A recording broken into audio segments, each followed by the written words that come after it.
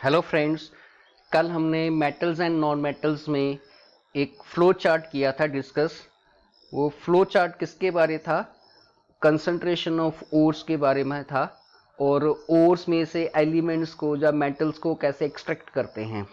ठीक है, उसमें सबसे पहले ओर्स को क्या करते हैं, हम कंसंट्रेट करते हैं। फिर ओर्स तीन टाइप की होंगी हमारे पास, हाईली रिएक्टिव मेटल्स की, ठीक है, मॉडरेट रिएक्टिव मेटल्स की और लो रिएक्टिव मेटल्स की। फिर उनको फर्दर हम किस फॉर्म में कन्वर्ट करेंगे? ऑक्साइड्स फॉर्म में कन्वर्ट करेंगे।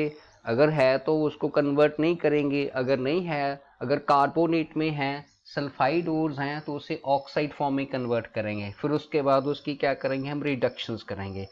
आज हम एक नया टॉपिक स्टार्ट करेंगे। आज का जो टॉपिक है वो है हमारे पास क्रोजन। सिंपल सा टॉपिक है, डेली लाइफ में हम इसे ऑब्जर्व करते हैं। corrosion, the process of conversion of metal into their undesirable compounds और ऑक्साइड फॉर्म्स। जो मेटल्स हैं उनका कन्वर्ट होना अनडिजायरेबल कंपाउंड्स में, अनडिजायरेबल फॉर्म में, ऑक्साइड फॉर्म्स में। कैसे? By the action of air and moisture, ठीक है जी, और other gases. Air, moisture, other gases भी हो सकती हैं, like sulphur dioxide, nitrogen dioxide, ठीक है, hydrogen sulphide and acids. That process is called corrosion. उस प्रोसेस को क्या बोलेंगे हम? क्रोजन बोलेंगे। जैसे फॉर एग्जांपल मेनली जो क्रोजन है वो हम ऑब्जर्व करते हैं घरों में, ठीक है, डेली लाइफ में।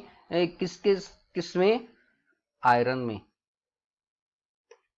ठीक है। आयरन एटमॉस्फेयर में, हवा में जो वाटर वेपर्स हैं, मॉइस्चर है और ऑक्सीजन है, उसके साथ स्लोली रिएक्ट करता है, धीरे धीरे रिएक्ट करता है। जब धीरे धीरे रिएक्ट करता है तो मेटल के जो आर्टिकल्स हैं उनके ऊपर ब्राउन कलर का पाउडर और ब्राउन कलर्स की क्या है हमारे पास, स्केल्स बनने शुरू हो जाते हैं। वो जो ब्राउन कलर पाउडर है, ब्राउन कलर के स्केल्स हैं, वो क्या है? क्रोजन है, रस्ट है। एक्चुअली वो केमिकली क्या है? फेरिक ऑक्साइड है, Fe2O3, x molecules of water. X 1 2 3 4 5, वो उसके साथ वाटर के मॉलिक्यूल्स अटैच होंगे और उसका कलर कौन सा होगा? ब्राउन पाउडर होगा, फ्लेकी ब्राउन पाउडर। उसे हम क्या बोल देते हैं? रस्ट बोल देते हैं। उस प्रोसेस को क्या बोलेंगे हम? क्रोजन बोलेंगे। क्लियर? नेक्स्ट एग्जांपल करते हैं, सिल्वर। गोल्ड को क्रोजन नहीं लगती, सिल्वर को क्रोजन होती है, पर बहुत ही स्लो प्रोसेस है ये अगर तो ऑक्सीजन के साथ होगा, क्योंकि silver and gold are least reactive elements. अगर एक्टिविटी सीरीज करेंगे, हमने की है, ठीक है जी। पर जो जो सिल्वर है हमारे पास, वो हाइड्रोजन सल्फाइड के साथ रिएक्ट करके एक ब्लैक कलर की कोटिंग बना देता है अपने ऊपर, सिल्वर के ऊपर। वो ब्लैक कलर की कोटिंग सिल्वर सल्फाइड, Ag2S, उसमें से हाइड्रोजन गैस मूव होगी। ये जो ब्लैक कलर की कोटिंग होगी, लेयर होगी, वो क्या है? क्रोजन है। इसी तरह नेक्स्ट एग्जांपल है कॉपर। कॉपर, ठीक है, एयर में जो हमारे पास water vapours, carbon dioxide, oxygen present है, उसके साथ स्लोली रिएक्ट करता है, अपने आप रिएक्ट करता है। जब रिएक्ट करता है तो हमारे पास एक ग्रीन कलर की कोटिंग बन जाती है कॉपर के ऊपर। और जो ग्रीन कलर की कोटिंग है वो क्या है? Copper carbonate, CuOH twice, CuCO3। और ये कॉपर कार्बोनेट क्या है? क्रोजन है। और ये प्रोसेस क्या है? क्रोजन है। ये तीनों प्रोसेस क्या है हमारे पास? क्रोजन है। ब्लैक जो लेयर है, ये भी है क्या है हमारे पास? अनडिजायरेबल है। कॉपर कार्बोनेट की लेयर बनी, ये भी अनडिजायरेबल है।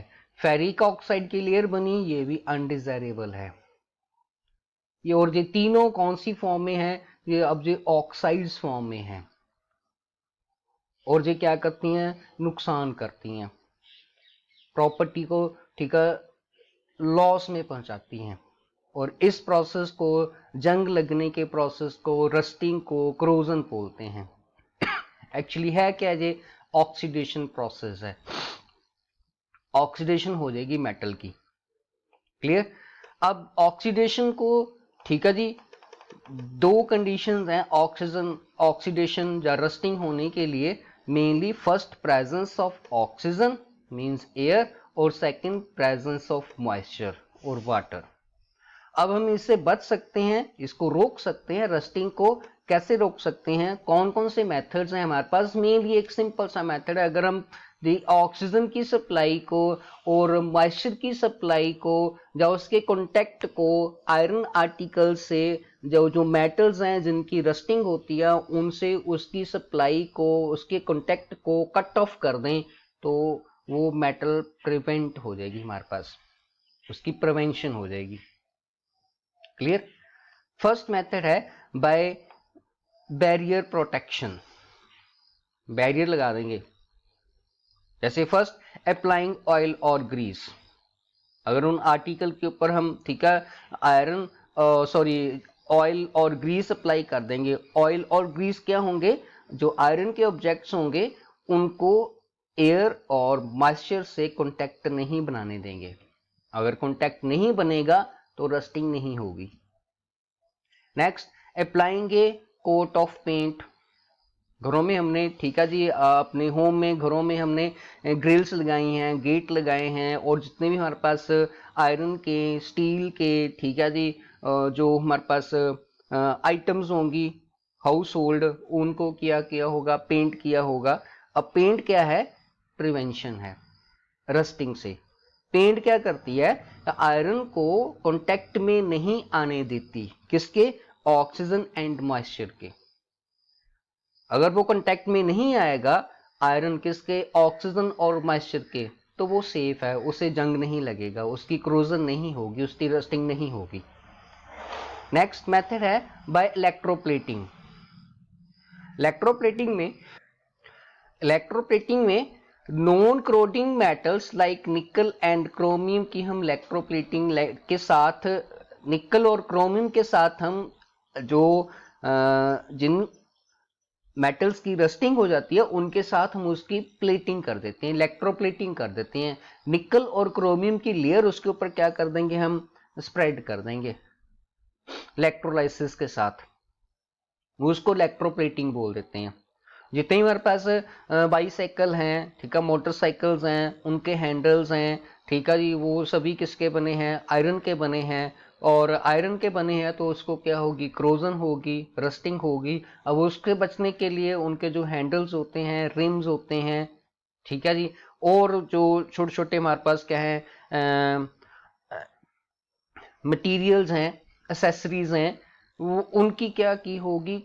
इलेक्ट्रोप्लेटिंग की होगी। किसके साथ कर देते हैं? निकल के साथ और क्रोमियम के साथ कर देते हैं। और जो निकल और क्रोमियम है वो किसका काम करती है? एक तरह का पेंट का काम करती है, एक तरह का वो बैरियर है। वो आयरन के आर्टिकल्स को कांटेक्ट में नहीं आने देगी। किसके? ऑक्सीजन के और मॉइस्चर के। अगर वो कांटेक्ट में नहीं आएंगे तो रस्टिंग नहीं होगी, जंग नहीं लगेगा। Clear? Next, by tinning of iron. Tin layer is applied on iron surface. Iron surface के ऊपर टिन की लेयर स्प्रेड कर देते हैं, जंग से रोक लेते हैं उसे। Next, galvanisation. The process of applying a layer of zinc over iron surface is called galvanisation. Iron को रस्ट जल्दी लगता है, उसको रस्ट से रोकने के लिए उसके ऊपर एक जिंक की क्या करेंगे? कोटिंग कर देंगे, और जिंक की रस्टिंग नहीं होती। अगर जिंक की रस्टिंग होगी भी, जिंक ऑक्साइड बनेगा भी, तो वो फर्दर क्या है? आयरन को आयरन ऑक्साइड्स में कन्वर्ट नहीं होने देगा, उसे प्रोटेक्ट कर लेगा। और उस प्रोसेस को क्या बोलते हैं? हम गैल्वेनाइजेशन बोलते हैं। और नेक्स्ट लास्ट में, metals like gold and platinum which are highly unattractive do not corrode. Gold and platinum ये हाईली अनट्रैक्टिव मेटल्स हैं, इसलिए इनको जंग नहीं लगता। नेक्स्ट टॉपिक है हमारे पास एलॉइंग। इसमें से कुछ टॉपिक्स सिलेबस में नहीं है इस सेशन में, बट हमने सभी कंप्लीट कर लिए हैं। फर्दर फ्यूचर में हमारे लिए हेल्पफुल हैं, कंपटीशन एग्जाम्स के लिए हेल्पफुल हैं। प्लीज़ उनको करना है हमें। नेक्स्ट है alloying. An addition of other elements to a metal is called alloying. Addition of other elements to a metal. किसी मेटल में और एलिमेंट्स की एडिशन करने के प्रोसेस को क्या बोलते हैं? alloying बोलते हैं। Clear? An alloy is a homogeneous mixture of two or more metals or metals and non-metals. ये मिक्सचर है, एक होमोजीनियस मिक्सचर है। 9th क्लास में किए थे हमने heterogeneous mixtures and homogeneous mixtures. Homogeneous mixture है ये किसका? मेटल का, मेटल नॉन मेटल्स का। 2 मेटल्स हो सकती हैं, 3 मेटल्स हो सकती हैं, 4 मेटल्स हो सकती हैं, मेटल एंड नॉन मेटल्स हो सकती हैं। उसका जो एक होमोजीनियस मिक्सचर्स बनाएंगे हम, ठीक है, केमिकल प्रोसेस है, उसे क्या बोलेंगे हम? एलॉयज बोलेंगे। और जो एलॉयज होंगे उनकी जो प्रॉपर्टीज होंगी, जो पेरेंट्स हमारे पास मेटल है जिनसे हमने एलॉय बनाया है, उससे बिल्कुल क्या होंगी? डिफरेंट होंगी और उससे क्या होंगी? इम्प्रूव्ड होंगी। और इसीलिए हम इसका यूज करते हैं। ठीक है जी। Next, amalgam.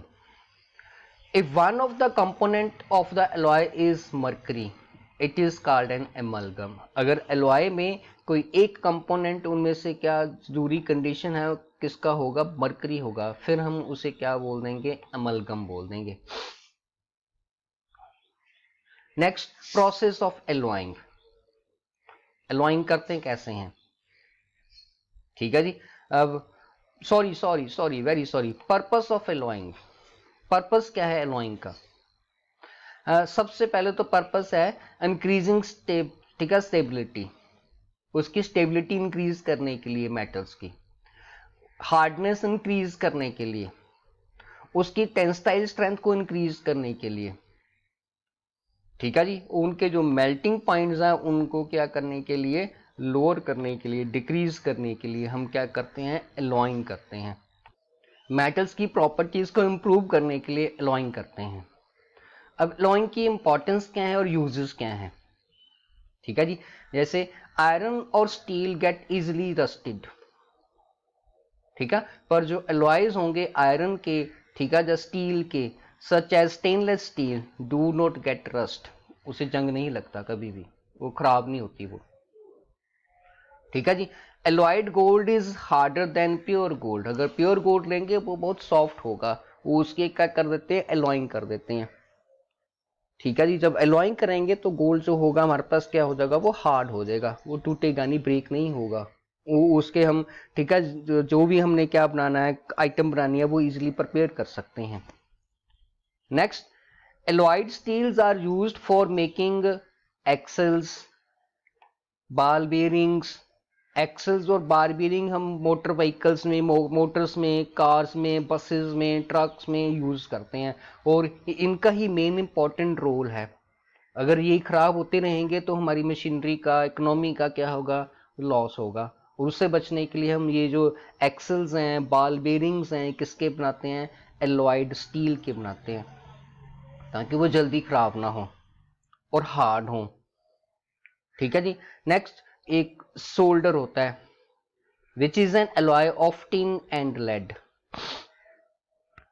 ठीक है जी। Has lower melting point than both the metals. जो सोल्डर है इसका मेल्टिंग पॉइंट कम है, किससे? टिन से और लेड से। और सोल्डर को यूज करते हैं हम जो इलेक्ट्रिकल्स, ठीक है जी, जो इलेक्ट्रिसिटी के इलेक्ट्रिकल हमारे पास क्या है? वर्कर्स हैं, ठीक है, हमारे पास अप्लायंसेस हैं, ठीक है, कैलकुलेटर है, मोबाइल है, टीवी है। अगर उसका कोई जॉइंट, ठीक है जी, अलग हो गया है, उसके जॉइंट करने के लिए सर्किट में किसका यूज करेंगे? सोल्डर का यूज करेंगे। और सोल्डर क्या है? एलॉय है। किसका एलॉय है? टिन एंड लेड का एलॉय है। ठीक है। नेक्स्ट हमारे पास कुछ कॉमन एलॉयज हैं, इनकी कंपोजिशन है, प्रॉपर्टीज हैं और यूजेस हैं। ठीक है, ये कल करेंगे। तब तक के लिए thanks and have a good day.